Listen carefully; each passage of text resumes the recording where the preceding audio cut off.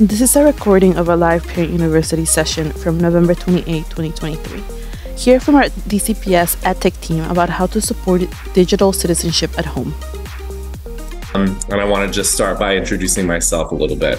My name is Lucas Torrey. I am the Director of Educational Technology here at DCPS. I'm a former classroom educator in DCPS. I was also in roles like technology instructional coach, ed tech manager, and I lead now as director a small but mighty team of individuals who support schools directly. And so their daily work is to work with the teachers in coaching and professional development so that they are prepared to integrate technology into the classrooms with ease and know how to use the tools, where to click, and making sure that students are ready for their future. So with that introduction, I'd like to just begin to talk a little bit about digital citizenship and why it matters. If we can move to that next slide. Digital citizenship is all about using technology responsibly and safely. It's important because it teaches us how to interact online respectfully, protect us from cyber threats, and help us understand our rights and responsibilities in the digital world. For students, it prepares them for a future where digital literacy is essential for both personal and professional success. So if I could have everyone sort of just take a moment to reflect on how your family's online behavior and presence has evolved over the years. Consider the various aspects of your digital life, such as social media use, online shopping habits, how you integrate technology into your work, and the role it plays in learning and education. How have these changed and impacted your daily life, your communication with others, and your overall approach to the digital world?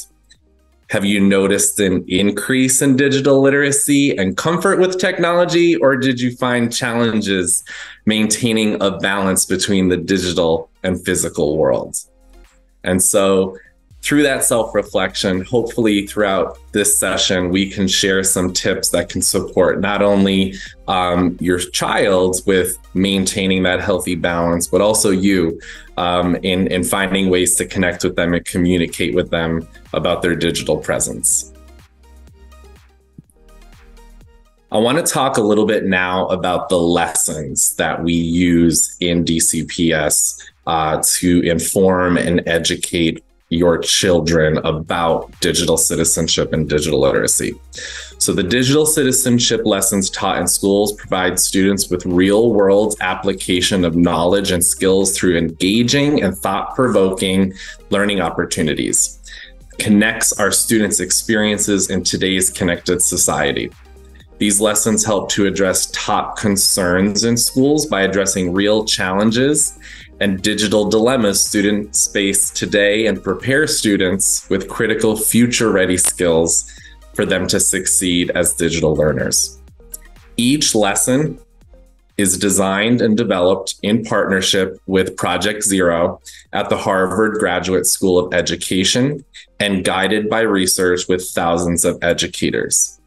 There are 6 lesson topics, as you can see on the screen, that students interact with throughout the year. The first being media balance and well-being. During these lessons, students go beyond screen time to explore the impact their digital lives can have on their well-being and relationships while learning to balance media in their everyday lives. Next, they explore digital footprint and identity. Students consider the benefits and risks of online sharing. Another topic is cyberbullying, digital drama, and hate speech. Students take on tough topics and play the active role of an upstander as they learn to build positive, supportive online communities. When exploring news and media literacy, students identify credible and trustworthy information sources and reflect on the responsibilities as thoughtful media creators and consumers. That happens to be my number one favorite topic because it is probably one of the most important in the AI worlds that we're living in today with disinformation. Students also explore relationship and communication and reflect on how to build positive relationships, avoid risky online talk, and understand why some topics and conversations can best lend themselves to certain mediums. Finally, students explore privacy and security, where they learn how to protect personal information and gain a deeper understanding of their data privacy rights so they can advocate for themselves and others. Now let's take a look at what you can do to extend and support these lessons at home. I'd like to introduce you to the DCPS Digital Citizenship Family Portal.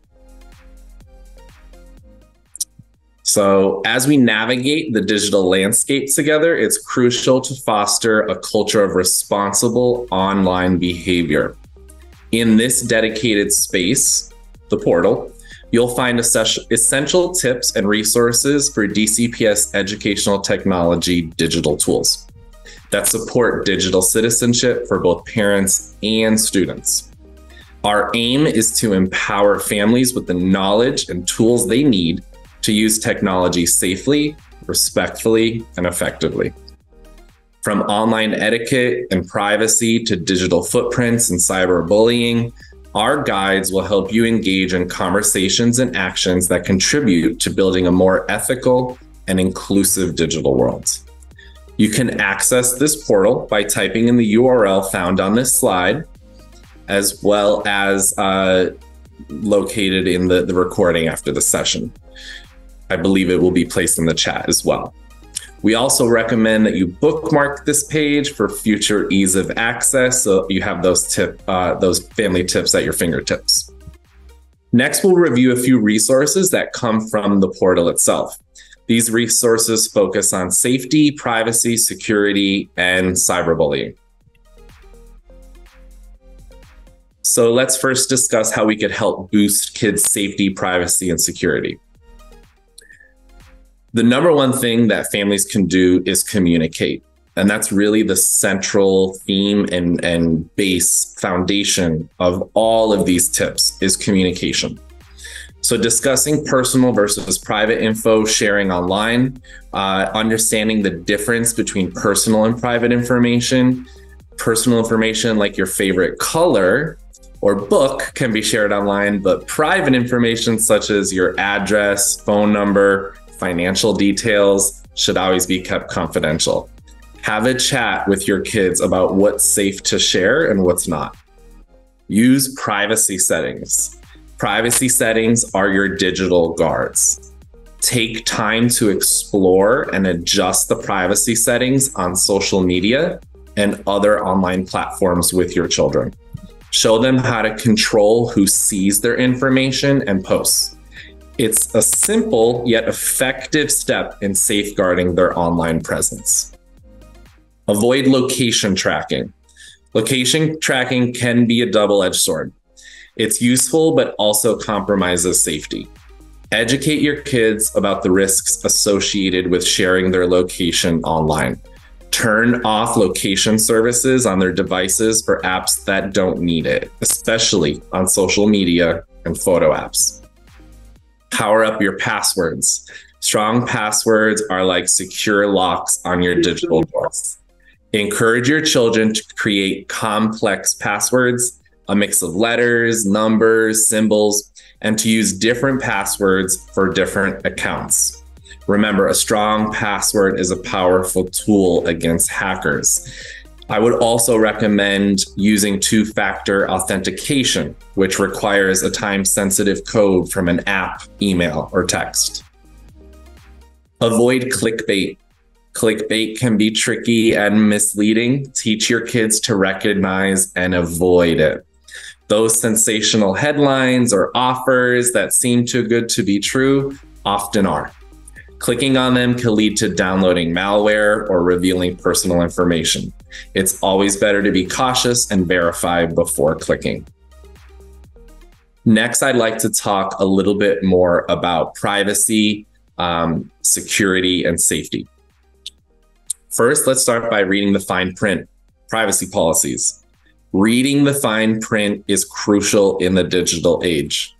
I know they can be lengthy, but they are exactly what we need to be looking at. Privacy policies can be long and complex, but they hold essential information about how a company uses your data. Help your children understand the significance of these policies. Encourage them to look for and read simplified versions or summaries, often provided by websites, especially those aimed at younger users. Possibly even putting it into a tool like ChatGPT to get a summary of the privacy policy. Understand how tech companies make money. Understanding the business models of tech companies is key to understanding online safety. Explain to your kids how companies make money through ads or by selling user data, including their browsing habits and personal information. Discuss the importance of being mindful about what they share online and how their data can be used. At DCPS, our number one priority is protecting student data privacy. And we know that some tools teachers may want to use in the classroom for instruction, but our job at Central Services on EdTech and IT is to really dig into those privacy policies before the app reaches the classroom. And sometimes that really great app that a teacher wants to use is selling student information. And we just, again, it's our top priority and can't allow that to be used in instruction. I want to talk a little bit more about cyberbullying and other mean online behavior now. Start by defining cyberbullying, right? Understanding cyberbullying is the first step to combating it. Cyberbullying involves harassment, humiliation, or bullying conducted via digital tools like social media, messaging apps, or gaming platforms. Explain to your children that it's hurtful. If it's hurtful or threatening, it's not acceptable, even online. Awareness is key to prevention and intervention. Check in with your child about online life. Regular check-ins about your child's online life can make a world of difference. Ask open-ended questions about the games they play, the people they interact with, and how they feel about their online experiences. Showing interest and empathy creates a trustful environment where they feel comfortable sharing. Role play ways to exit harmful conversations if they should arise. Empower your children with strategies to exit uncomfortable online interactions. Role play different scenarios where they might encounter negative or harmful conversations. Practice using simple exit strategies like saying, "I'm not comfortable with this topic. Let's talk about something else." Or even exiting the chat if necessary. And finally, encourage upstanding support for friends. Encourage your children to be digital upstanders, not bystanders. Discuss how they can support friends who may be experiencing cyberbullying. This can be as simple as sending a kind message, not participating in harmful chats, or talking to a trusted adult. Remind them that standing up for others can make a big difference. And with that, I think we have some time for some preset Q&As. Dumilza, if you wanted to sort of frame this section for our families, and I could get started. Yeah. Thank you for all that information, Lucas. So we have a few questions that have come in live, so we'll get to those. Families, as we're going through the next set of questions, these are questions that came in through the pre-registration. So we just want to get started with those. All right, so the first one is a question that came in about healthy amount of screen time. So with schoolwork, because students are online using for school, with social connections online, social media, but also youth, especially like older youth, like teens and tweens, using social media to connect with their peers. What is a healthy amount of screen time for a child? Yeah, really great question. Unfortunately, according to the American Academy of Pediatrics, there isn't enough evidence demonstrating a benefit from specific screen time limitation guidelines. Now, I'm sure if you Google it, you can find things like between the ages of 0 to 2, no screen time, 2 to 5, maybe 2 hours. But according to, like I said, the American Academy of Pediatrics, there really isn't enough evidence to support. It is important to consider the specific activities that children and teens engage in on social media and to support them in using social media in ways that strengthen their social, emotional, cognitive, and identity development.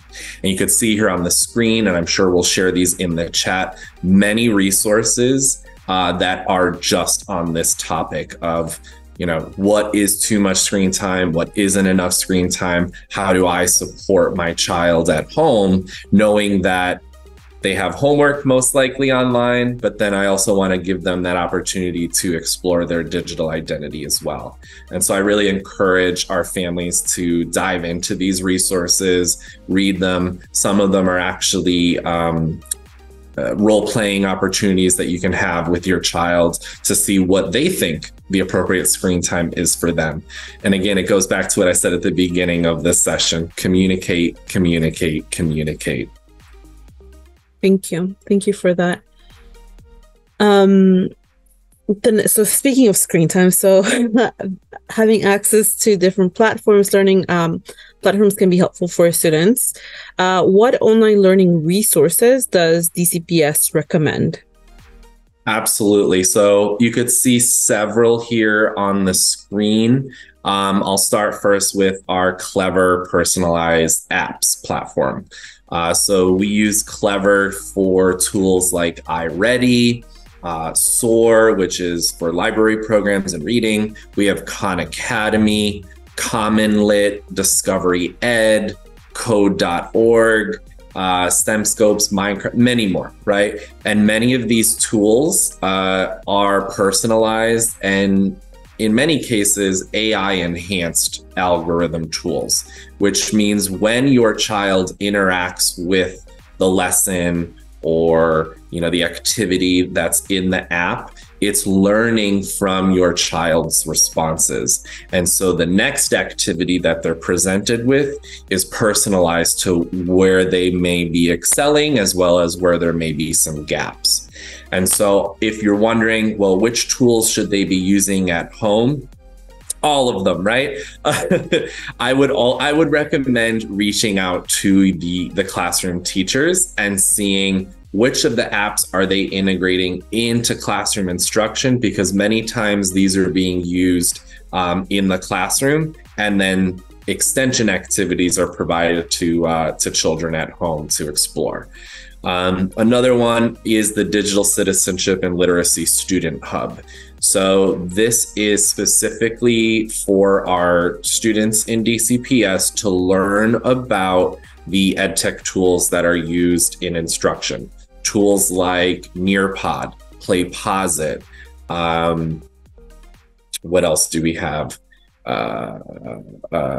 I can't think off the top of my head, but there's about five or six different courses, self-paced courses that students can go through and learn how to use the tool, so that when it comes time for instruction, they're not worried about where do I click for start or submit or next. They have that down. We also have the Microsoft Learning Accelerators. So right now, these are tools that they can access mostly through Teams, which every student has access to. And this is also an AI enhanced personalized tool. So these tools support reading fluency, math, as well as digital literacy skills, being able to identify fact from fiction. Really great tools in there. And then finally, I've provided a link to Common Sense Media. It's a rating of privacy, safety, and social connection of the AI tools that are out there for education. So if you're wondering, I know there's a lot of AI tools, more than we could count at this point, but there are several tools that are specifically for education or can be used, right, in a classroom. And so Common Sense Media has sort of put a rating on all of these tools. I really encourage families to explore those ratings and what they mean.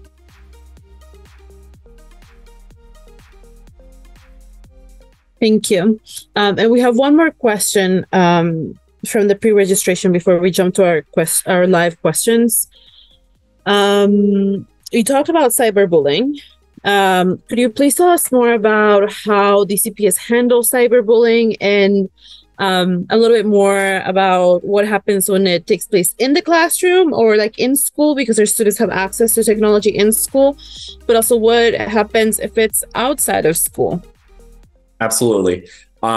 So of course, as I started, I talked about the digital citizenship lessons, right? And so those lessons are to educate your children about cyberbullying, the do's and don'ts, and how to manage those scenarios. And so educating them is number one, right? But we also have that technical sort of safety net built into our DCPS issued devices. So we have a new tool that's called Lightspeed. And within Lightspeed, there's several different functions of the tool.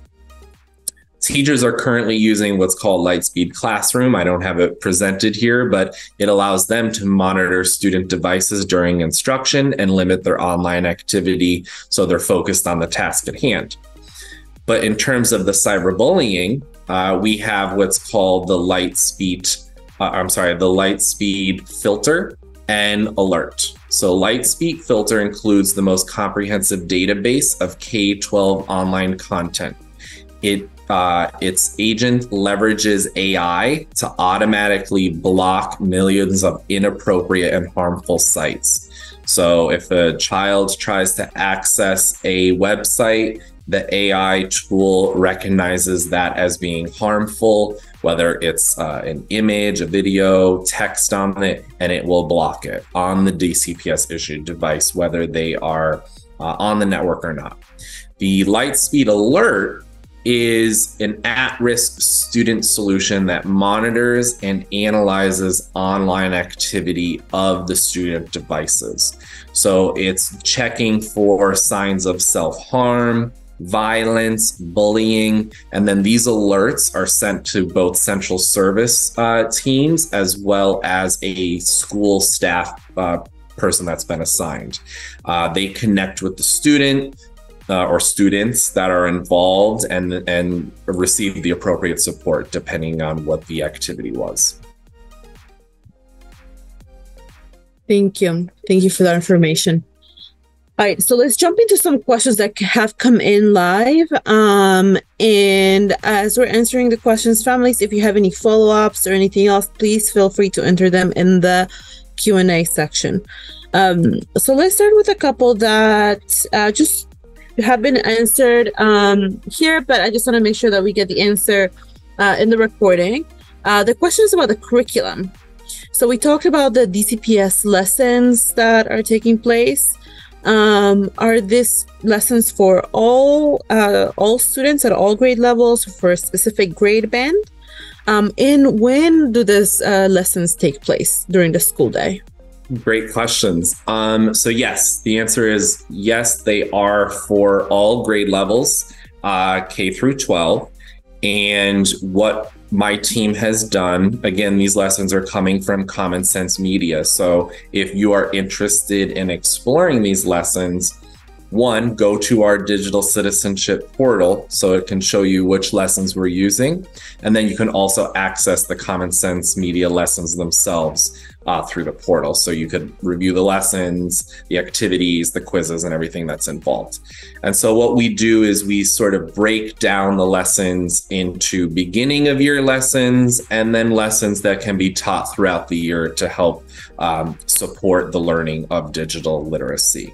So there's a few lessons that, and each school does this a little differently. Sometimes they have school librarians that work with teachers to teach the lessons. Sometimes the teachers simply just teach the lessons, during an advisory period. And, every school brings unique needs and challenges. So we really let them kind of lead the way that they want the lessons to be taught.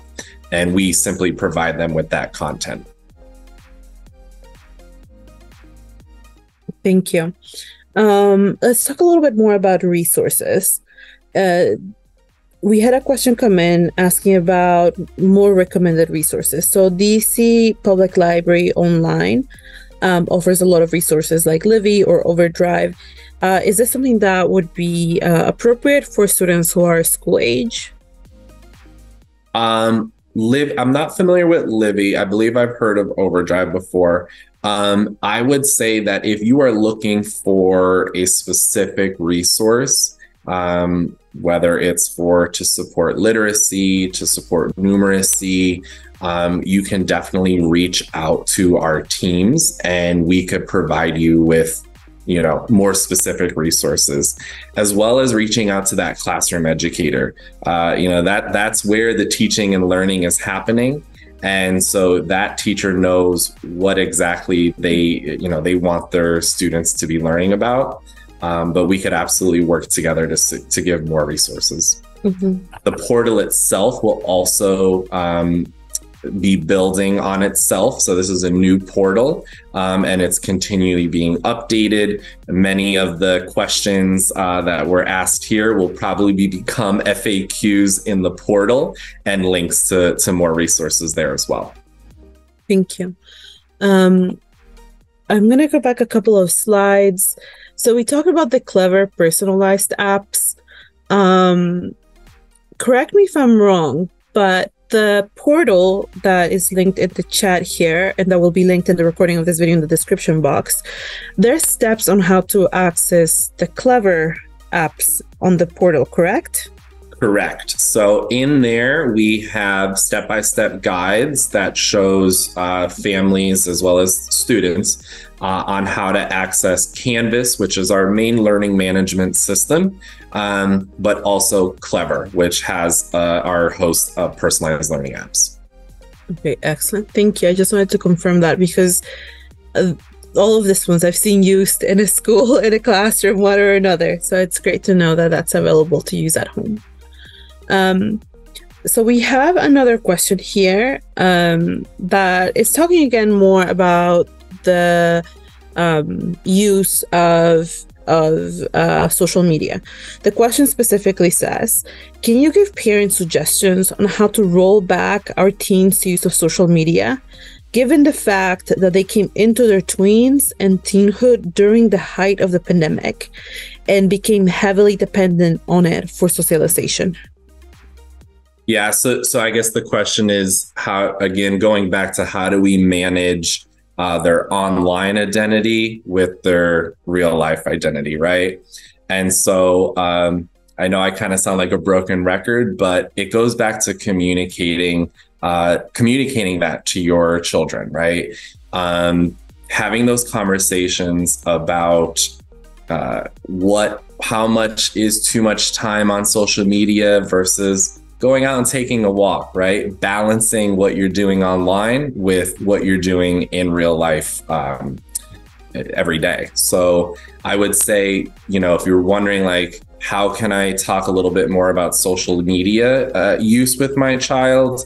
Go to the family portal and look at some of those specific family tips. If that's not enough there for you, Common Sense Media, which has been linked, I believe, in the chat as well as in the portal itself, has many more tips on and suggestions on how you can manage your child's online life. Thank you for that.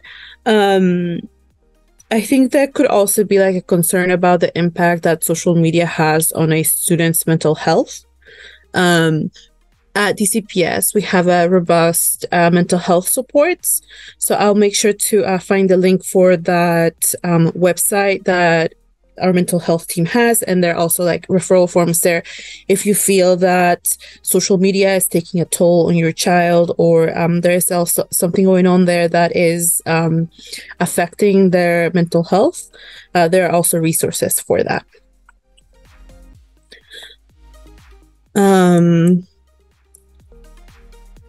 So For the so the just to clarify, all the platforms that we're talking about, like Clever and Canvas, those are DCPS specific platforms. We do have sometimes parents who see our videos or join our conversations who are coming from the DC public charters. The platforms that we talk about are like specific to DCPS family, so just keeping that in mind. There is one more platform that we want to share that sometimes if families are looking for it, they might not find it in here. But we have the Aspen Parent Portal, which is a different type of parent portal. We want to make sure that families, if you look for that, you also have access to it. So that's in the chat. Let me look at the Q&A to see if there are any additional questions. No, I think those are all the questions we had. There is one question that came in the pre-registration after we put the deck together. And that is, again, to clarify that some families might be able to qualify for affordable connectivity. Can you tell us a little bit more about that? Yes, and I believe that we have put that communication out in different flyers and messages, but there is that government assistance program that families can go to. There it is in the chat. Perfect. There's also a help center number that you could call to receive free internet at home. And it's not connected to one specific provider. So you have that ability to sort of pick whatever works for you and your family. Thank you. Yeah, and that information is in the chat. And if you're seeing this video, it'll also be in the description box. Let's see. Also, another question that we had is, we are recording the session. It will be on our DCPS YouTube playlist for Parent University, and I will enter that in the chat. And at the end of the video, we'll talk about how to continue this conversation, because as I mentioned, this is the beginning. While I pull a few links up, Lucas, if you could share with us what would be like, because we talked a lot. We talked a lot about a lot of things. So I just want to make sure that we sort of summarize it. And if, families walk away with one thing, what do you recommend that one thing be? Again, communicate. It really all starts with just a simple conversation, that you are showing interest in what your child has interest in. There's empathy there, and that's what builds that trust and that willingness for your child to then hopefully share what their online life is like and come to you when they need that guidance and support. And if you're wondering, how do I sort of start that conversation? Access our DCPS Digital Citizenship Family Portal, which has those tips, role-playing scenarios, open-ended questions and prompts on all those topics that we discussed today. Thank you. I put the link to the mental health team on the mental health website in the chat, and now I'm going to put the link to the DCPS Digital Citizenship Family Portal again, so people can see it, click it, save it. Alrighty. Melza, we had one parent who said she had a question that wasn't addressed, so maybe we can just hang on for a second, Lucas, and while we wait to see. Oh, there it is. Oh, nope, that's not a question. But if you want to just hang on for a second, to see if we get that one more question. Yeah. While we wait for the one question, Jerry, could you please pull up the poll? I don't know if it's available. Great. So while we wait for this final questions, families, we want to know who's present, just to get an understanding of who's coming to our sessions. There's a poll on your screens. It's only 5 questions. We want to know who's here, who's showing up as we, do more parent university sessions. How should we tailor this? Was this useful? And again, this is a place to just provide more feedback on the process. And I see the question in the chat from Melody here. Hi, Melody. I think this is related to tutoring. And so we do have high impact tutoring throughout the district. And so I would connect with your local school to see if that specific opportunity is offered there for that in-person high impact tutoring, where they could get that support as well as use digital tools in the process. Thank you for that. I see some folks completing the poll. If you can't access it, I put the link in the chat. Again, this is information that we use to, do our work that's family facing. And so your feedback is greatly appreciated. All right, so I will just begin to close this out a little bit here. Again, this session was recorded. It will be up on our YouTube playlist. Lucas also did another video for us earlier this month, and that is also there on that playlist. And that it's similar topic, but still more information that rounds out this conversation. If you want to be in contact directly with the EdTech team, so if you want to talk to Lucas, you can go to LinkedIn, and that's where you can get a hold of him and his team.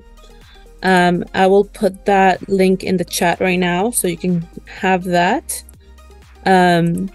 If you want to get a hold of us in the family engagement team, we have social media. We have our Facebook, Instagram, X, no longer Twitter, and we have our email. And I will put the email in the chat in case you have any questions that are specific to your child or your child's school. This is a place that you can get a hold of us. And I just want to say thank you, Demilza. Thank you, families, for joining tonight. Hopefully you're walking away with a few nuggets.